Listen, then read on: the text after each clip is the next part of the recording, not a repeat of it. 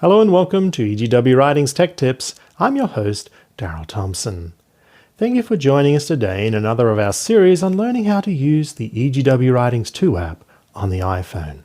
And today we're going to teach you all the basic search techniques on the EGW Writings 2 app. So now I have opened the EGW Writings 2 app to the home screen and I'm ready to do a search. To do so, I tap on the little search magnifying glass in the top right-hand corner, and I enter in the first word that I want to search for, which is going to be faith. I can either click the little search on the keyboard, or I can click on the magnifying glass up in the search box. Either way will open up the search results.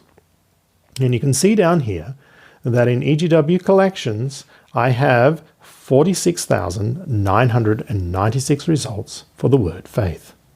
And the first 100, as you can see, have loaded here.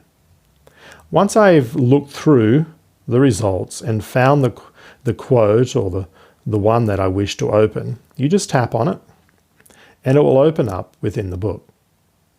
Now, if you want to go on and continue on looking for the next results, if you just want to click next result, you can come down the bottom right hand corner and tap the magnifying glass to forward through one result. If you want to see your list of results, the quickest and best way is to just do an edge swipe to drag in all of your results, and you can see they're listed here. Now if I click on 13 and I click the next and the next search result here, I should now be on 15, so it keeps track of where I'm migrating through. Now that was opening from the side menu. You saw that I swiped in from the edge. I can also tap the little sandwich icon in the top right hand corner, which will do the same action. So either action works, whichever way you would like to do. You can swipe edge, swipe, or you can tap the sandwich icon.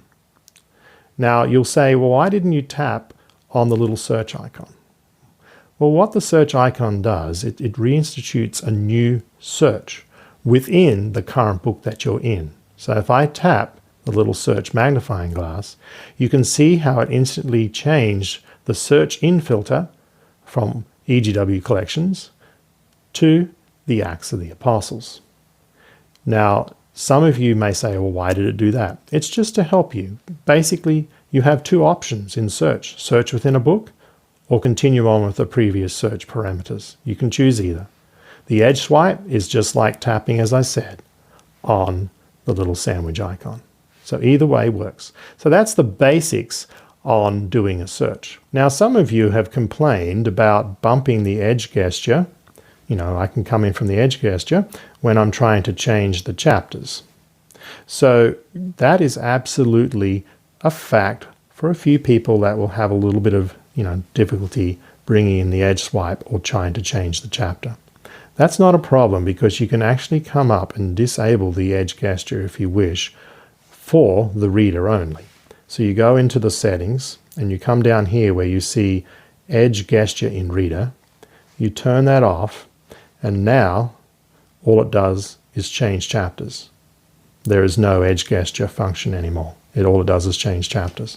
So you would have to come up to be able to open the side menu to see your search results. You would actually have to come up and tap the sandwich icon. By default, we have it enabled, but you can go and disable it, as I said, in settings, in your reader settings.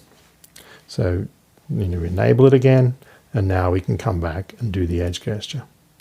Just so you know that that is a little feature that we've thought and put it in there because a few of you have had issues. All right, so there we go. We've shown you the basic use of search and edge gesture swiping within the EGW Writings 2 app. I hope that tech tip has been helpful as you navigate and use the EGW Writings 2 app daily. Thank you for joining in. Have a blessed day.